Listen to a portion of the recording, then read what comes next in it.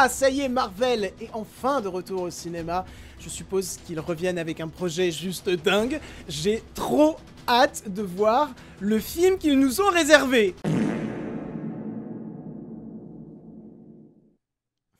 Vous venez de le comprendre, je n'attendais pas des masses The Marvels.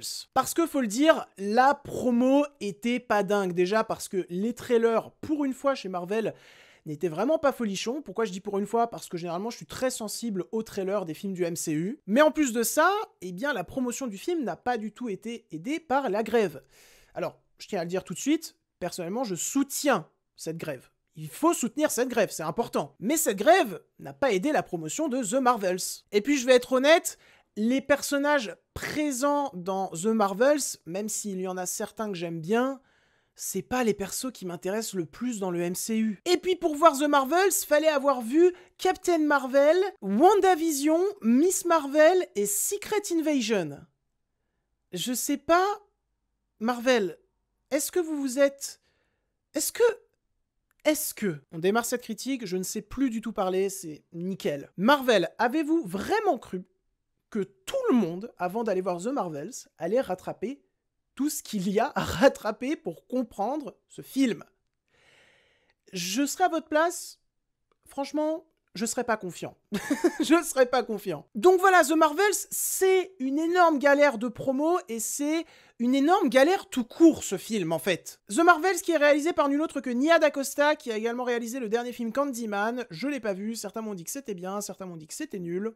Bah écoutez, je verrai le film et je ferai mon propre avis. À son casting, on y retrouve Brie Larson dans le rôle de Captain Marvel, Iman Vellani dans le rôle de Miss Marvel et Teyonah Parris dans le rôle de Captain Rambeau, sans oublier Samuel L. Jackson dans le rôle de Nick Fury. Voilà, ça c'est pour le casting principal. Et alors, qu'est-ce que ça nous raconte? Ça nous raconte tout bonnement la suite des aventures de Captain Marvel, sauf que cette fois-ci, au lieu de tout faire en solo, eh bien elle va être accompagnée de Miss Marvel et de Captain Rambeau pour sauver le monde.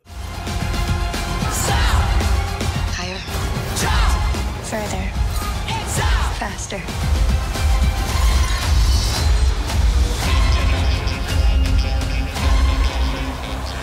Et du coup, est-ce que c'est bien? C'est particulier. Je vais le dire tout de suite, j'ai pas passé un mauvais moment devant The Marvels, mais c'est un film dont je me cogne un peu quand même. Le film dure 1h45, c'est le film du MCU le plus court. Et quand j'ai appris que le film allait durer 1h45, je me suis dit, ok, il y a deux solutions. Soit le film est complètement rushé et ils s'en battent les couilles totales, soit le film est un gros ride d'action ultra généreux. Et ben devinez quoi, ils ont choisi la deuxième option, ce qui est quand même plutôt rassurant. Le film ne s'arrête jamais. Ça m'a un petit peu rappelé Infinity War, mais en encore pire, puisque là, t'as vraiment une scène d'action, mais toutes les 5 minutes, sur un film qui dure 1h45. Et alors, qu'est-ce qu'elles vaut ces scènes d'action? Est-ce qu'elles sont bien au moins? Et ben franchement, moi je les ai trouvées plutôt pas mal. Il y a une certaine fluidité dans la mise en scène, dans le découpage, qui est très efficace. Et ça fait plaisir. Ça fait plaisir parce que quand tu prends les scènes d'action de Ant-Man and the Wasp, Quantumania, ou que tu prends les scènes d'action des dernières séries Marvel, niveau fluidité, niveau découpage, ça allait pas. Voilà, ça allait pas, faut le dire. Secret Invasion, quelle horreur. Là, t'as une réalisatrice qui sait comment aborder l'action, comment créer des scènes d'action qui vont être efficaces, bourrées d'idées et impactantes. Merci.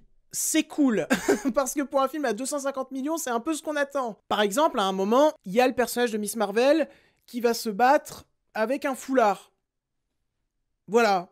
Vous pensiez voir ça dans Captain Marvel 2? Moi non, et je l'ai vu, et c'était cool. Aussi, pour continuer sur la réalisation de Nia DaCosta, j'aime bien comment elle rend son film comme un comics en quelque sorte. Je vais rester très vague parce que ça n'a pas été montré dans la promo, mais le film, par moments, renoue avec quelque chose un petit peu comme Thor Ragnarok, à vouloir reproduire des cases de comics. Et encore une fois, c'est bienvenu et ça fait plaisir. Ensuite, je dois avouer que si on enlève les Gardiens de la Galaxie 3, ça faisait longtemps que j'avais pas vu des aussi beaux et détaillés plans larges dans un film du MCU. Je pense notamment au plan large sur la planète Aladna. je crois qu'elle s'appelle Aladna, cette planète, et bah les plans larges sont bourrés de détails, ont de très belles couleurs, c'est vraiment très agréable pour la rétine. Pour ce qui est de l'écriture, c'est là que ça pêche un peu, parce que, vu qu'ils ont opté pour un film d'action qui ne s'arrête jamais, bah quand ils s'arrêtent pour essayer un tant soit peu de développer leur personnage, bah c'est toujours avec un rythme de scène d'action. Tu prends jamais le temps. Et donc, t'es pas très investi émotionnellement. C'est un petit peu dommage. Franchement, ça aurait dû être mieux dosé. Après, au moins, il y a quand même des tentatives de développement. Voilà, il y aurait pu ne rien avoir. Et ça aurait été un problème. Un problème, tiens, ça me rappelle le fait que la méchante est nulle. C'est vraiment Malekith 2. La méchante de ce film, c'est Malekith 2, j'ai rien à dire sur elle. Ses motivations sont existantes, comme le personnage qui n'a pas vraiment de charisme, qui ne fait pas peur et qui est surtout pas très intéressant. Pour ce qui est du casting, bah là pour le coup c'est du très bon. Vraiment, ils se donnent tous à fond. Et puis Iman Vellani, tu sens qu'elle kiffe être dans cet univers. Vraiment, elle se marre, elle est tout sourire tout le temps. Ça fait tellement plaisir de voir cette actrice dans le MCU, tellement elle a une bonne humeur en permanence qui contamine tout le monde. J'aimerais parler aussi de Zenobia Shroff qui joue la mère de Kamala Khan, de Miss Marvel. Je l'avais adorée dans la série Miss Marvel, qui est pas incroyable, la série est pas incroyable, mais j'avais adoré la maman dans Miss Marvel, et bah là, encore une fois, quand elle est là, elle vole la vedette à tout le monde. Tellement elle est drôle. Aussi, j'aimerais dire quelques mots sur la musique. La musique a été composée par Laura Karpman. Bah écoutez, je ne connaissais pas trop le travail de cette compositrice, mais je dois dire que la musique est vraiment pas mal.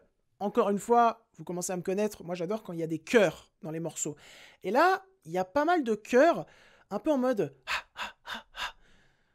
JB imitation. Bah j'ai trouvé ça intéressant, je trouvais que ça collait pas mal avec la vitesse du film. Et enfin, j'ai commencé cette critique en parlant de mise en scène, bah je vais finir cette critique en parlant de mise en scène également. Toute la partie chantée qu'il y a dans le film, qui avait été teasée dès l'annonce du projet, est plutôt cool. J'aurais aimé que ça dure plus longtemps, mais je peux pas trop expliquer comment, parce que sinon ça serait du spoil. Mais... c'est quand même cool que ça soit là, et surtout, ils ont bien expliqué pourquoi les personnages se mettaient à chanter. Donc c'est top. Aussi, il y a une scène avec des chats qui, personnellement, m'a bien fait rire. J'ai beaucoup aimé la référence à Cats, à Barbara Streisand. Et pour ce qui est des effets spéciaux, parce que ça, c'est une grande question chez Marvel, les effets spéciaux, bah écoutez, il y a du bon comme du mauvais. Mais c'est nettement meilleur que Ant-Man 3 ou que Secret Invasion. Parfois, tu sens quelques fonds verts, mais ils sont jamais crades, quoi. Tu sens qu'ils sont là, mais ils sont jamais crades, comme les doublures numériques. Tu vois qu'il y a des doublures numériques, mais c'est pas crade. C'est quand même nettement au-dessus que certaines dernières productions Marvel. Et... c'est bien. Et hop, on passe en podcast quelques instants, juste parce que j'ai oublié de tourner cette partie de ma critique. En gros, si je dis en début de critique que le film m'a paru sympa, mais que je m'en cognais un peu, c'est tout simplement parce que, en gros, pour résumer mon avis, j'ai eu l'impression d'avoir de la forme qui passait devant mes yeux, mais pas beaucoup de fond. Parce que j'étais pas investi émotionnellement, j'étais pas investi dans les développements des personnages qui sont beaucoup trop rushés selon moi. Voilà. Et donc voilà, je pense avoir fini cette critique sur The Marvels. J'espère qu'elle vous aura plu, intéressé et diverti. Mais, je sais pas, j'ai pas envie de finir la vidéo là. J'ai envie de demander à ma mère ce qu'elle a pensé du film, vu qu'elle l'a vu avec moi. Écoute, merci, j'y vais de me convier sur l'une de tes vidéos. Et je dirais que j'ai, comme je te l'ai précisé tout à l'heure, effectivement passé un excellent moment, franchement. J'ai pas vu le temps passer, je savais qu'il serait moins long que d'autres. J'avais zéro attente personnellement, puisque j'ai même découvert uniquement hier que le film allait sortir et on a décidé hier d'aller le voir. Bon, j'y allais sans attente particulière. Et j'avoue que j'ai vraiment bien aimé. J'ai bien aimé l'histoire, la construction du trio, la manière dont chacune découvre ou redécouvre l'autre. Le côté adolescente fan de Captain Marvel qui voit son rêve se réaliser de manière un peu brutale, mais se réaliser tout de même. Ça, j'ai trouvé ça vraiment, vraiment sympa. Je te livre ce qui me vient en tête comme ça. Le moment que j'ai préféré, c'est celui... qui se passe dans une planète très colorée, où le mode de communication est, ainsi que l'indique Captain Marvel, différent de celui qu'utilise tout un chacun, et se fait donc par le chant. Et moi, c'est quelque chose qui me touche. J'aime beaucoup quand ça chante, quand il y a de la musique et qu'il y a ce côté un petit peu comédie musicale. Je me suis souvenue après coup que tu m'avais dit, il y a un certain temps, oh là là, tu sais pas quoi, dans un Marvel, ils vont se mettre à faire de la comédie musicale, qu'est-ce que c'est que ce truc bon. Bien que tu sois a priori fan de comédie musicale, mais bon, ça j'avais complètement oublié. Bref, j'ai vraiment bien aimé. Pas seulement parce que ça chante, et que ça chante bien, et juste, et de manière généreuse, voilà, je dirais, mais parce que ça se passe dans un environnement qui est très plaisant, qui fait du bien. En fait, j'ai ressenti ça un peu comme une respiration dans ce film qui va à 120 à l'heure de A à Z quasiment. Je me demandais bien ce qu'il allait se passer, puisqu'on sentait qu'il allait y avoir une différence, mais quelle allait être cette différence? Bien, je l'ai ressenti au niveau de l'expression, donc de ce côté presque un peu demoiselle de Rochefort en plein milieu d'un Marvel. Je trouvais ça cool, mais surtout parce que ça se passe dans un lieu qui, moi, m'a parlé, m'a séduite, et j'y serais bien restée un peu plus longtemps. Et comme je le fais souvent, quand j'aime bien des passages dans des films, je peux par moments m'y réévader. Et j'ai trouvé que c'est cette ville avec différents paliers, différentes hauteurs très claires, avec des murs sur lesquels on voit des plantes grimpantes, ça m'a beaucoup plu.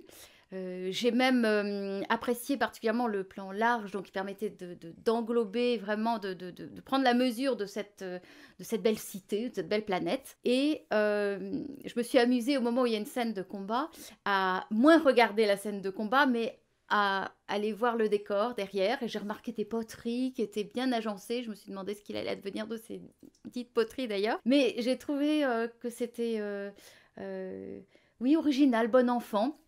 Et alors je m'y attendais pas du tout dans un Marvel. Bon, j'ai pas du tout ta culture, je serais incapable de retracer ce qu'il y a dans d'autres Marvel, si ce n'est que peut-être le souvenir qui me revient directement et qui, à contrario, est un moins bon souvenir, même si c'est un moment partagé avec toi, c'était Ant-Man. Et là, je ne peux que dire que j'ai vu une différence, ma foi, flagrante, tant dans les couleurs que dans le rendu de la netteté, les décors, la construction de l'histoire, les échanges de regards, etc. Donc oui, j'ai passé un vraiment bon moment. Oui, j'étais intriguée de voir qu'à chaque fois il y a des fissures spatio-temporelles ou autres, visiblement, le réalisateur a été inspiré par les... comment on appelle ça? Les motifs des... Flûte, faudra que tu coupes. Des abeilles, là, comment on appelle ça? Des ruches, enfin des cases d'abeilles un peu hexagonales. Voilà, bon, je pense que tu tireras de ça. Voilà, du boulot pour le monteur. Non, une bonne histoire, et puis bien sûr pas l'émotion qu'il y a eu à visionner, enfin à voir les Gardiens de la Galaxie 3 par exemple. Ça ne se compare pas. Mais un bon moment, et comme tu le faisais judicieusement remarquer, je pense quelque chose qui peut aussi amuser, toucher un public assez jeune, et particulièrement des enfants, enfin des filles qui peuvent aussi, sans être adolescentes, être contentes de voir des héroïnes sympathiques, ma foi, s'allier ensemble. Merci en tout cas, c'était sympa. Merci maman. Bisous. Ouais, bisous. Et donc voilà, j'espère que cette critique vous aura pu intéresser et divertir. Si c'est le cas, n'hésitez pas à la liker, commenter et partager sur vos réseaux sociaux. Je tiens un compte Instagram, Twitter, Sens Critique, Captain Watch et Letterboxd qui s'afficheront en description. N'hésitez pas à aller me suivre dessus car je suis très présent. Et sur ce, je m'en vais côtoyer d'autres univers. Et je vous dis... Salut!